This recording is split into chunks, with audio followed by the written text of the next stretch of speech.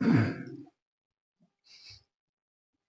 बच्चों, आज हम देखते हैं ऐसे विलयन का वाष्पदाब जिसमें हमने किसी अवाष्पशील विलेय को मिलाया हो।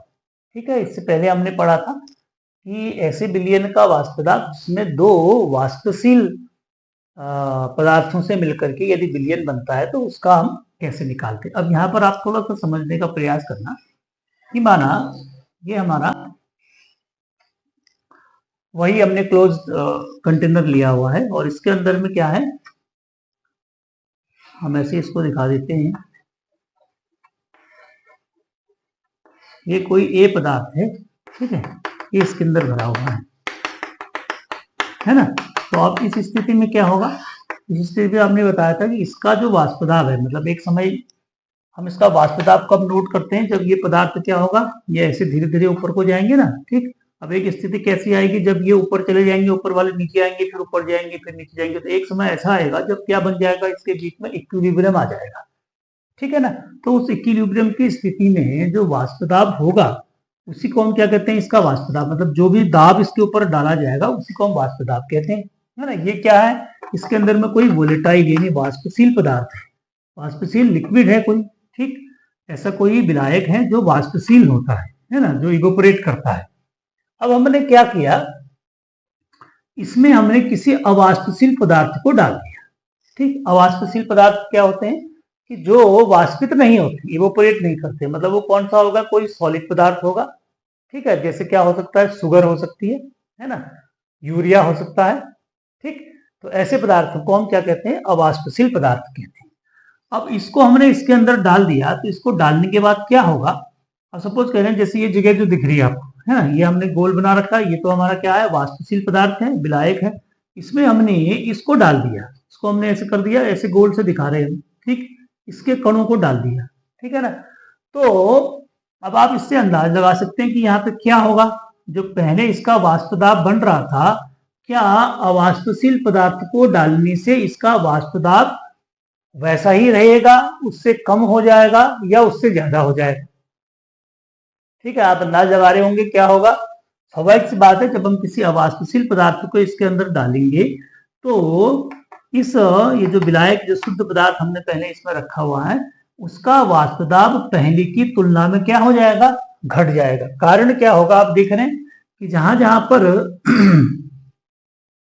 जहां पर पहले ये पदार्थ थे ना, जिनसे जो वेपराइज हो रहे थे, उनकी जगह में क्या आ गए, उनका थोड़ा सा स्थान किसने ले लिया, अवाष्पशील पदार्थ ने ले लिया।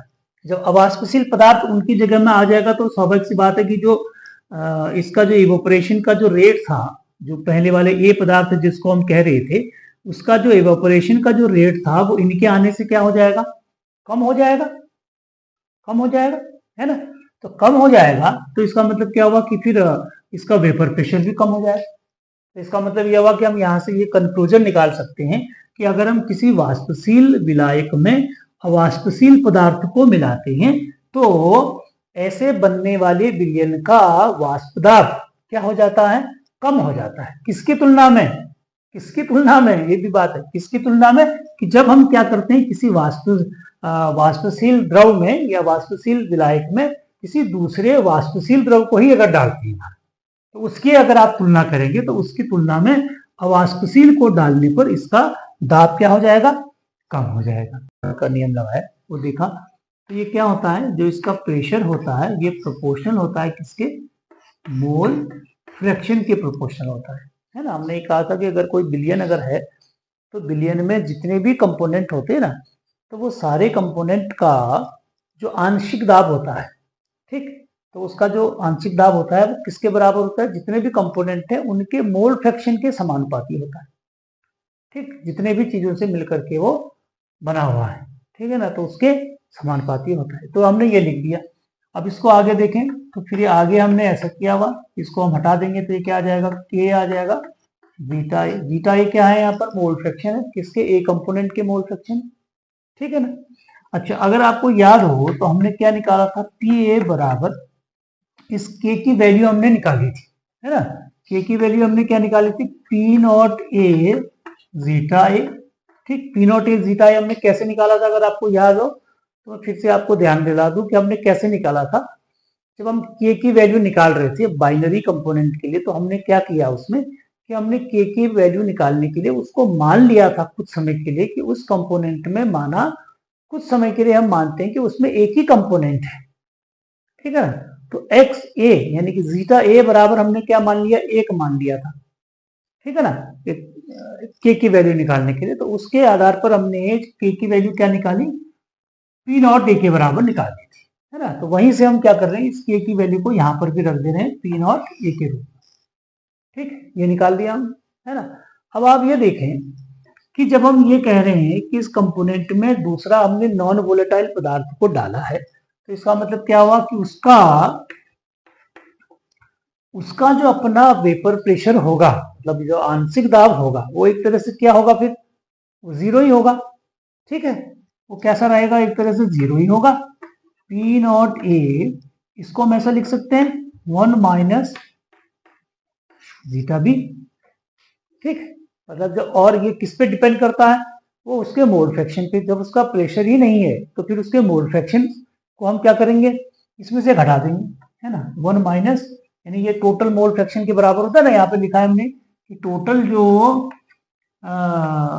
मोल फ्रैक्शंस होते हैं किसी भी कंपोनेंट में, जितने भी कंपोनेंट का होता है, जीटा ए प्लस जीटा बी बराबर किसको होता है, एक के बराबर होता है, ठीक है। तो ये हमने इसको इसके बराबर लिख दी, ठीक। अब इसको फिर हम आगे इसको सॉल्व करते हैं, तो ये बीटा ए पी ए यानी कि टोटल से हो जाए, ठीक। फिर यहां से फिर इसको चेंज करते हैं हम, इसको इधर ले आते हैं, P naught A zeta B बराबर ही हो जाएगा P naught A minus P, ठीक है। यहां से फिर हम जीटा बी की वैल्यू निकालते हैं, तो ये क्या आ जाती है, इसको उधर ले जाएंगे तो P naught A minus P upon क्या हो जाएगा, पी नॉट ए। तो ये जो रिलेशन हमारा निकलता है इसको हम कहते हैं relative lowering of vapour pressure, relative lowering of vapour pressure, colligative property. इसको क्या कहते हैं, कॉलिगेटिव प्रॉपर्टी के अंदर आता है, ठीक। कॉलिगेटिव प्रॉपर्टी के अंदर क्यों आता है कि कॉलिगेटिव प्रॉपर्टी वो प्रॉपर्टी होती है जो नंबर ऑफ मोल्स पे डिपेंड करती है, ठीक है ना।